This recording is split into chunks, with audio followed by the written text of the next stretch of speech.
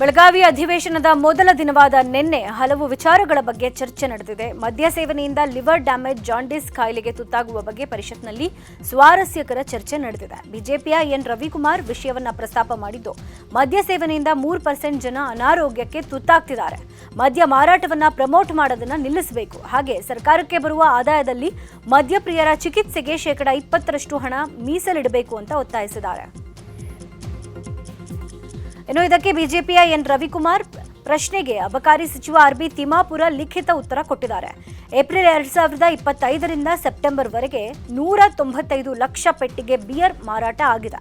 ಕಳೆದ ಬಾರಿ ಇದೇ ಅವಧಿಗೆ ಹೋಲಿಸಿದ್ರೆ 4746 ಲಕ್ಷ ಪೆಟ್ಟಿಗೆಗಳು ಕಡಿಮೆ ಮಾರಾಟ ಆಗಿರುವುದರಿಂದ 19.55% ಮಾರಾಟ ಬೆಳವಣಿಗೆ ಕುಂಠಿತ ಆಗಿದೆ ಅಂದರು. ನಂತರ ಯುವಕರು ಅಳತೆ ಮೀರದಂತೆ ಕುಡಿಬೇಕು ಹೀಗಂತ ಭಾರತಿ ಶೆಟ್ಟಿ ಹೇಳಿದ್ದಾರೆ. 1 ಬಾಟಲ್ ಬಿಯರ್ ಕುಡಿದ್ರೆ ಲಿವರ್ ಹಾಳಾಗೋದಿಲ್ಲ, ಹೀಗಾಗಿ ಅಳತೆ ಮೀರದಂತೆ ಕುಡಿಬಹುದು ಅಂತ ಹೇಳಿದ್ರು.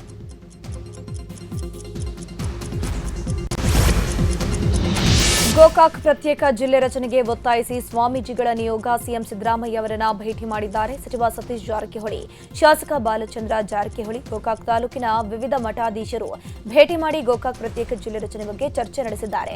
ನಂತರ ಮಾತನಾಡಿದ ಶಾಸಕ ಬಾಲಚಂದ್ರ ಜಾರಕಿಹೊಳಿ, ಬೆಳಗಾವಿ ಜಿಲ್ಲೆ ವಿಭಜನೆ ಮಾಡಿ ಗೋಕಾಕ್ ಜಿಲ್ಲೆ ಮಾಡುವಂತೆ ಹೇಳಿದ್ದೇವೆ.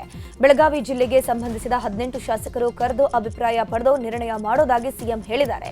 ಅಧಿವೇಶನದಲ್ಲಿ ಜಿಲ್ಲಾ ವಿಭಜನೆ ಆಗೋ ಆಶಾವಾದ ಇದೆ ಹೀಗಂತ ಶಾಸಕ ಬಾಲಚಂದ್ರ ಜಾರಕಿಹೊಳಿ ಹೇಳಿದ್ರು.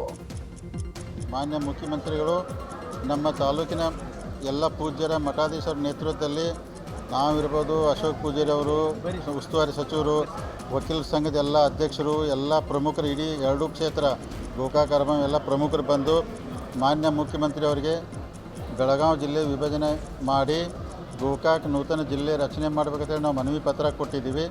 ಸನ್ಮಾನ್ಯ ಮುಖ್ಯಮಂತ್ರಿಗಳು ಮನವಿ ತಗೊಂಡು ಪೂಜ್ಯರು ಮಾತಾಡ್ರು, ನಾವು ಹೇಳಿದ್ವಿ, ಅಶೋಕ್ ಪೂಜಾರಿ ಅವ್ರು ಮಾತಾಡ್ರು. ಮುಖ್ಯಮಂತ್ರಿಗಳು ಅಂದ್ರೆ ಸ್ಪಂದಿಸಿ ಏನಂದ್ರೆ ನೋಡಪ್ಪ, ದೊಡ್ಡ ಜಿಲ್ಲೆ ಇದು ಬೆಳಗಾವಿ ಅಂದ್ರೆ ಡಿವಿಷನ್ ಆಗಬೇಕಂತ ನಮ್ಮ ಅಭಿಪ್ರಾಯ ಐತೆ, ಅಂದ್ರೆ ಹೊಡಿಬೇಕು ದೊಡ್ಡ ಜಿಲ್ಲೆ ಆಡಳಿತ ದೃಷ್ಟಿಯಿಂದ. ಆದ್ರೆ ಅವ್ರು ಏನು ಹೇಳಿದ್ರು ಅಂದ್ರೆ ಎಲ್ಲ ಈ ಬೆಳಗಾವಿ ಜಿಲ್ಲೆಗೆ ಸಂಬಂಧಪಟ್ಟಂಥ 18 ಶಾಸಕರನ್ನ ಅಂದರೆ ಕಾಂಗ್ರೆಸ್ ಬಂದರು, BJP ಬಂದರು, ಎಲ್ಲರಿಗೊಂದು ಸಮಯ ಕೊಟ್ಟು ಕರಿತೀನಿ, ಕರೆದ ನಂತರ ಎಲ್ಲರ ಅಭಿಪ್ರಾಯ ತಗೊಂಡು ಒಂದು ಸಿಎಂ ಸಿದ್ದರಾಮಯ್ಯ ಅವರನ್ನ ಅಲೆಮಾರಿ ಸಮುದಾಯದ ಮುಖಂಡರು ಭೇಟಿ ಮಾಡಿದ್ದಾರೆ. ಬೆಳಗಾವಿಯ ಸರ್ಕಿಟ್ ಹೌಸ್ನಲ್ಲಿ ಭೇಟಿಯಾಗಿ ಒಳ ಮೀಸಲಾತಿ ಕುರಿತು ಅಲೆಮಾರಿ ಮುಖಂಡರು ಚರ್ಚೆ ನಡೆಸಿದ್ದಾರೆ. ಈ ವೇಳೆ ಸಚಿವರಾದ HK Patil, KH Muniyappa, doctor HC Mahadevappa, Satish Jarkiholi ಉಪಸ್ಥಿತರಿದ್ದರು. ಕಳೆದ 1 ವಾರದಿಂದ ಇಂಡಿಗೋ ವಿಮಾನ ಹಾರಾಟದಲ್ಲಿ ತೊಂದರೆ ಉಂಟಾಗಿದ್ದು ಪ್ರಯಾಣಿಕರು ಪರದಾಡುವಂತಾಗಿದೆ. ಈ ಹಿನ್ನೆಲೆಯಲ್ಲಿ ಇಂದು ಕನ್ನಡಪರ ಹೋರಾಟಗಾರ ವಾಟಾಳ್ ನಾಗರಾಜ್ ನೇತೃತ್ವದಲ್ಲಿ ಇಂದು ಪ್ರತಿಭಟನೆ ಹಮ್ಮಿಕೊಂಡಿದ್ದು ಏರ್ಪೋರ್ಟ್ಗೆ ಮುತ್ತಿಗೆ ಹಾಕಲಿದ್ದಾರೆ. ಮದುವೆಗೆ ಹೋಗುವವರು, ಆಸ್ಪತ್ರೆಗೆ ಹೋಗುವ ರೋಗಿಗಳು ತೊಂದರೆ ಉಂಟಾಗ್ತಿದೆ ಅವರಿಗೆ. ಈ ಬಗ್ಗೆ ಕೇಂದ್ರ, ರಾಜ್ಯ ಸರ್ಕಾರ ಕೂಡಲೇ ಗಮನ ಹರಿಸಬೇಕು ಅಂತ ಆಗ್ರಹಿಸಿ ಪ್ರತಿಭಟನೆಗೆ ಮುಂದಾಗಿದ್ದಾರೆ. ಮಧ್ಯಾಹ್ನ 1 ಗಂಟೆ ಸುಮಾರಿಗೆ ವಾಟಾಳ್ ನಾಗರಾಜ್ ನೇತೃತ್ವದಲ್ಲಿ ಮುತ್ತಿಗೆ ಹಾಕಲಿದ್ದಾರೆ. ಬಸ್ನಲ್ಲಿ ಪ್ರಯಾಣಿಸುತ್ತಿದ್ದ ಮಹಿಳೆಗೆ ಏಕಾಏಕಿ ಹೃದಯಾಘಾತ ಉಂಟಾಗಿದೆ. ಬಸ್ ಚಾಲಕನ ಸಮಯ ಪ್ರಜ್ಞೆಯಿಂದಾಗಿ ಮಹಿಳೆಯ ಜೀವ ಉಳಿದಿದೆ. ಧಾರವಾಡದಲ್ಲಿ ಘಟನೆ ನಡೆದಿರುವುದು. ಬೇಂದ್ರೆ ನಗರ ಸಾರಿಗೆ ಬಸ್ನಲ್ಲಿ ಮಹಿಳೆ ಪ್ರಯಾಣ ಮಾಡುತ್ತಿದ್ದಾಗ ಮಹಿಳೆ ನೋವಿನಿಂದ ನರಳಾಡಿದ್ದು, ಕೂಡಲೇ ಚಾಲಕ ಶಂಕರ್ ಪಾಟೀಲ್ ಆಸ್ಪತ್ರೆ ಕಡೆಗೆ ಬಸ್ ಅನ್ನು ತಿರುಗಿಸಿದ್ದಾರೆ. ಸಕಾಲದಲ್ಲಿ ಆಕೆಯ ಜೀವ ಉಳಿದಿದೆ.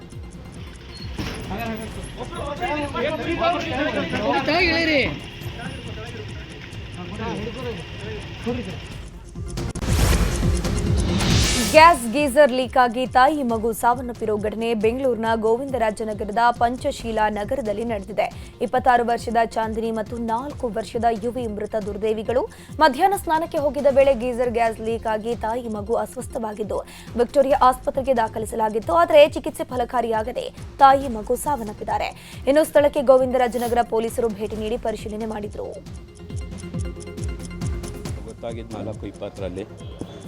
ಸ್ನಾನಕ್ಕೆ ಹೋಗಿದ್ರು ಅಷ್ಟೇ ಸರ್. ಅದು ಬಿಟ್ಟರೆ ಇನ್ನೇನು ಆಗಿದೆ ಅಂತಲೂ ಗೊತ್ತಿಲ್ಲ ನನಗೆ.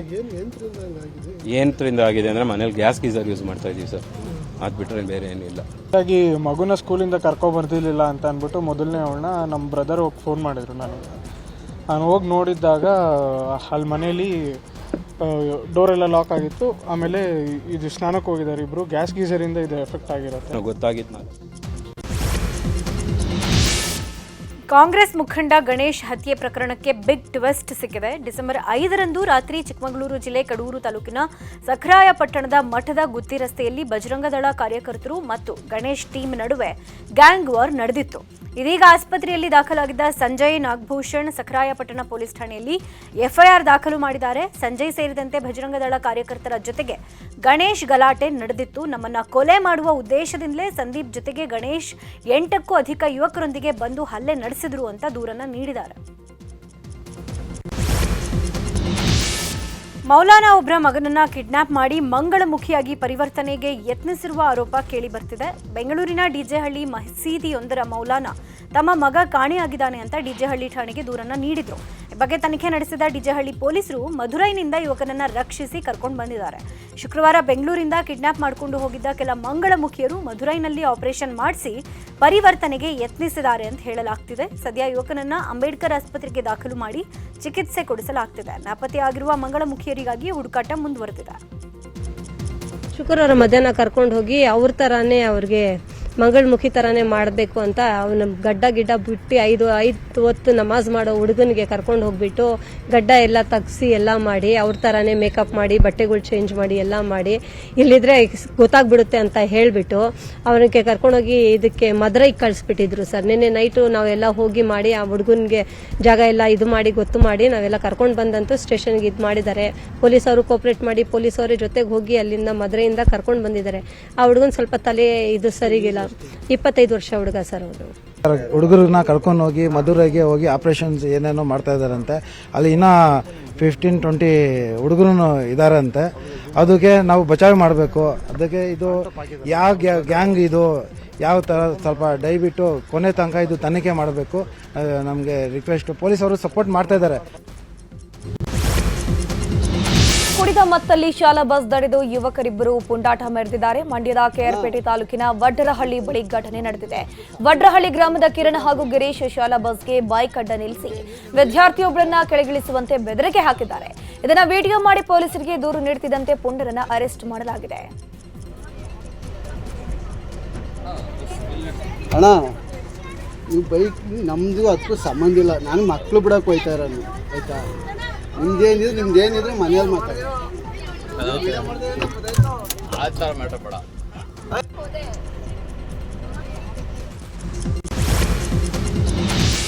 ಟ್ಯಾಂಕರ್ ಚಾಲಕನೊಬ್ಬ ಹೆಡ್ಲೈಟ್ ಹಾಕದೆ ಹೆದ್ದಾರಿಯಲ್ಲಿ ಮನಬಂದಂತೆ ಚಾಲನೆ ಮಾಡಿರುವ ಘಟನೆ ಉಡುಪಿಯಲ್ಲಿ ನಡೆದಿದೆ. ಮದ್ಯದ ಅಮಲಿನಲ್ಲಿ ವಾಹನ ಓಡಿಸಿಕೊಂಡು ಬಂದ ಟ್ಯಾಂಕರ್ ಚಾಲಕನನ್ನ ಸಾರ್ವಜನಿಕರು ಹಿಂಬಾಲಿಸಿದ್ದಾರೆ. ಅಂಬಲಪಾಡಿಯ ಬಳಿ ವಾಹನವನ್ನ ನಿಲ್ಲಿಸಿ ಮದ್ಯ ವ್ಯಸನಿಯನ್ನ ಹಿಡಿದು ಪೊಲೀಸರಿಗೆ ಒಪ್ಪಿಸಿದ್ದಾರೆ.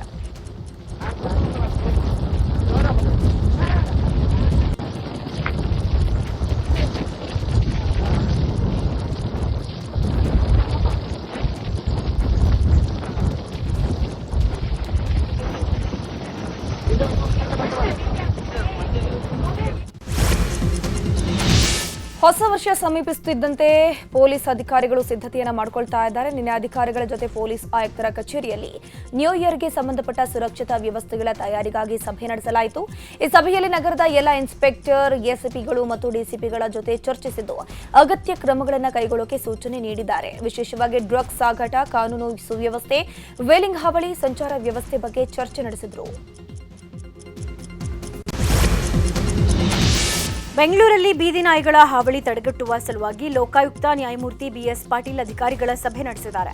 ಜಿಬಿಎ ವ್ಯಾಪ್ತಿಯ 5 ಪಾಲಿಕೆ ಅಧಿಕಾರಿಗಳ ಜೊತೆಗೆ ಲೋಕಾಯುಕ್ತ ಕಚೇರಿಯಲ್ಲಿ ಸಭೆ ನಡೆಸಿದ್ದು ಕೈಗೊಂಡ ಕ್ರಮಗಳ ಬಗ್ಗೆ ಮಾಹಿತಿ ಪಡ್ಕೊಂಡಿದ್ದಾರೆ. ಈ ವೇಳೆ ಜಿಬಿಎ ವ್ಯಾಪ್ತಿಯಲ್ಲಿ ಕಚ್ಚುವ ಪ್ರವೃತ್ತಿ ಹೊಂದಿರುವ 139 ಬೀದಿ ನಾಯಿಗಳನ್ನು ಪ್ರತ್ಯೇಕ ಮಾಡಿ ಶೆಲ್ಟರ್ಗಳಲ್ಲಿ ಇಡಲಾಗಿದೆ ಅಂತ ಅಧಿಕಾರಿಗಳು ಲೋಕಾಯುಕ್ತರಿಗೆ ಮಾಹಿತಿಯನ್ನ ಕೊಟ್ಟಿದ್ದಾರೆ. ಈಗಾಗಲೇ ಸುಪ್ರೀಂ ಕೋರ್ಟ್ ಆದೇಶ ಪ್ರತಿಯನ್ನ ರಾಜ್ಯ ಮುಖ್ಯ ಕಾರ್ಯದರ್ಶಿಗಳು ಎಲ್ಲ ಇಲಾಖೆಯ ಸಂಘ ಸಂಸ್ಥೆಗಳಿಗೆ ರವಾನಿಸಿದ್ದು ಸುಪ್ರೀಂ ಆದೇಶದಂತೆ ಕ್ರಮ ವಹಿಸೋಕೆ ಲೋಕಾಯುಕ್ತ ನ್ಯಾಯಮೂರ್ತಿ ಬಿಎಸ್ ಪಾಟೀಲ್ ಜಿಬಿಎ ವ್ಯಾಪ್ತಿಯ 5 ಪಾಲಿಕೆ ಅಧಿಕಾರಿಗಳಿಗೆ ಸೂಚನೆ ಕೊಟ್ಟಿದ್ದಾರೆ.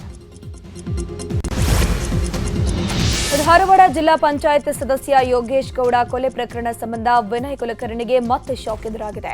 ಜನಪ್ರತಿನಿಧಿಗಳ ವಿಶೇಷ ನ್ಯಾಯಾಲಯ ವಿನಯ್ ಜಾಮೀನು ಅರ್ಜಿಯನ್ನು ವಜಾ ಮಾಡಿದೆ.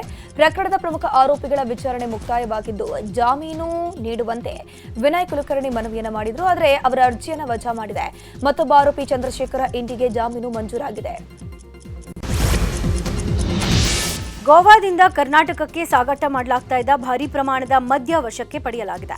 ಕಾರವಾರ ಅಬಕಾರಿ ಇಲಾಖೆ ಸಿಬ್ಬಂದಿ ಕಾರ್ಯಾಚರಣೆ ನಡೆಸಿದ್ದು ವಾಹನ ಸಮೇತ ಸುಮಾರು 1,14,700 ರೂಪಾಯಿ ಮೌಲ್ಯದ ಮದ್ಯ ವಶಕ್ಕೆ ಪಡೆದುಕೊಳ್ಳಲಾಗಿದೆ. ಮುಡಗೇರಿ ಅರಣ್ಯ ಪ್ರದೇಶದ ಮೂಲಕ ಮದ್ಯ ಸಾಗಾಟ ಮಾಡಲಾಗ್ತಾ ಇತ್ತು. ಅಬಕಾರಿ ಸಿಬ್ಬಂದಿ ಕಂಡು ವಾಹನವನ್ನ ಸ್ಥಳದಲ್ಲೇ ಬಿಟ್ಟು ಆರೋಪಿ ಎಸ್ಕೇಪ್ ಆಗಿದ್ದಾನೆ. ಪಂಚಮಸಾಲಿ 2A ಮೀಸಲಾತಿ ಹೋರಾಟಗಾರರು ಡಿಸೆಂಬರ್ 10ರಂದು ದೌರ್ಜನ್ಯ ದಿನಾಚರಣೆ ಮಾಡುವುದಾಗಿ ಗದಗದಲ್ಲಿ ಪಂಚಮಸಾಲಿ ಜಗದ್ಗುರು ಜಯ ಮೃತ್ಯುಂಜಯ ಸ್ವಾಮೀಜಿ ಹೇಳಿದ್ದಾರೆ. 2A ಮೀಸಲಾತಿಗಾಗಿ 5 ವರ್ಷಗಳಿಂದ ಹೋರಾಟವನ್ನ ಮಾಡ್ತಾ ಇದ್ದೀವಿ. ಯಡಿಯೂರಪ್ಪ ಸಿಎಂ ಆಗಿದ್ದಾಗಲೂ ಬೆಳಗಾವಿಯಲ್ಲಿ ಪಾದಯಾತ್ರೆ ಮಾಡಿದ್ವಿ. ಈ ಹಿಂದೆ ಯಾವ ಸರ್ಕಾರವೂ ನಮ್ಮ ಮೇಲೆ ದೌರ್ಜನ್ಯ ಮಾಡಿರಲಿಲ್ಲ. ಈ ಸರ್ಕಾರ ಬಂದ ಮೇಲೆ ನಮಗೆ ಏನೂ ಕಿಮ್ಮತ್ ಕೊಡ್ತಿಲ್ಲ. ಕಳೆದ ವರ್ಷ ಬೆಳಗಾವಿ ಅಧಿವೇಶನ ಮೇಲೆ ಲಾಠಿ ಚಾರ್ಜ್ ಮಾಡಿದ್ರು ಅಂತ ಕಿಡಿಕಾರಿದ್ದಾರೆ. 1992ರಲ್ಲಿ ಕೋಲಾರದ ಸಂತೆಕಲ್ಲಹಳ್ಳಿಯ ಪ್ರಗತಿ ಗ್ರಾಮೀಣ ಬ್ಯಾಂಕ್ ದರೋಡೆ ನಡೆದಿತ್ತು. ಘಟನೆ ನಡೆದಾಗ ಬ್ಯಾಂಕ್ ಮ್ಯಾನೇಜರ್ ಲೋಕನಾಥ್ ಅವರೇ ಆರೋಪಿ ಅಂತ ಶಂಕಿಸಲಾಗಿತ್ತು. ಇದರಿಂದ ಮನನೊಂದು ಲೋಕನಾಥ್ ಪ್ರಾಣ ಕಳ್ಕೊಂಡಿದ್ರು. ಇದೀಗ ಲೋಕನಾಥ್ಗೂ ಹಿಂದೆ ಇದ್ದ ಮ್ಯಾನೇಜರ್ ನಾಗರಾಜ್ ಚಿನ್ನ ಕಳ್ತನ ಮಾಡಿರೋದಕ್ಕೂ ಕೋರ್ಟ್ನಲ್ಲಿ ಸಾಬೀತಾಗಿದೆ. ಆರೋಪ ಸಾಬೀತಾಗಿದ್ರೂ ನಾಗರಾಜ್ರನ್ನ ಬಂಧಿಸಲಾಗಿಲ್ಲ ಅಂತ ಮಾಜಿ ಸಿಬ್ಬಂದಿ ಶೈಲಜಾ ಆರೋಪ ಮಾಡಿದ್ದಾರೆ. ಗಣಿ ಮತ್ತು ಭೂವಿಜ್ಞಾನ ಇಲಾಖೆ ಸಚಿವ ಎಸ್ಎಸ್ ಮಲ್ಲಿಕಾರ್ಜುನ ತವರು ಜಿಲ್ಲೆಯಲ್ಲಿ ಅಕ್ರಮ ಮರಳು ದಂಧೆ ಎಗ್ಗಿಲ್ಲದೆ ನಡೀತಾ ಇದೆ. ತುಂಗಭದ್ರಾ ನದಿಗೆ ಅಡ್ಡಲಾಗಿ ಮರಳು ದಂಧೆಕೋರರು ಅಕ್ರಮವಾಗಿ ಸೇತುವೆ ನಿರ್ಮಿಸಿದ್ದಾರೆ.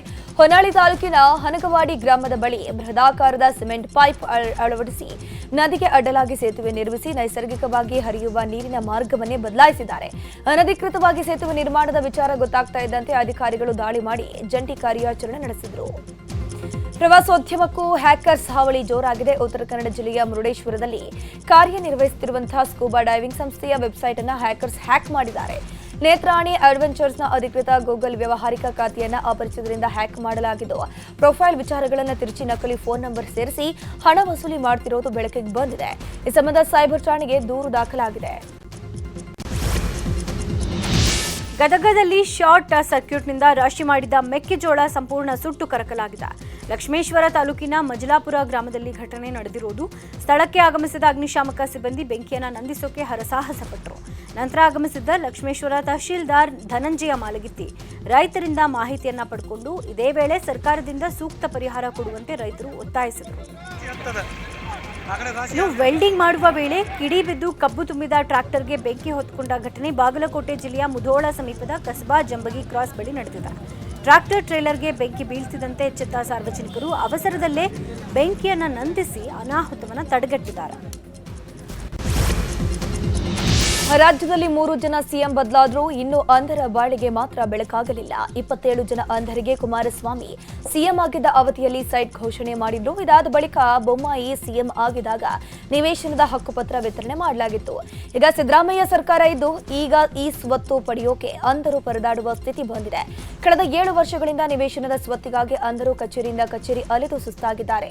ಇನ್ನು ಬ್ಯಾಲಕೆರೆ ಪಂಚಾಯಿತಿ ಪಿಡಿಒ ಹಾಗೂ ಯಲಹಂಕ ಇಒ ಹಾಗೆಯೇ ಬೆಂಗಳೂರು ಡಿಸಿ ಅವರನ್ನ ಭೇಟಿ ಮಾಡಿದ್ರು. ಯಾವುದೇ ಪ್ರಯೋಜನ ಆಗಿಲ್ಲ. ಹೀಗಾಗಿ ಮನೆ ಕಟ್ಟಿಕೊಳ್ಳೋಕಾಗದೆ ಅಂಧರು ಪರದಾಡುವ ಪರಿಸ್ಥಿತಿ ಬಂದೊದಗಿದೆ.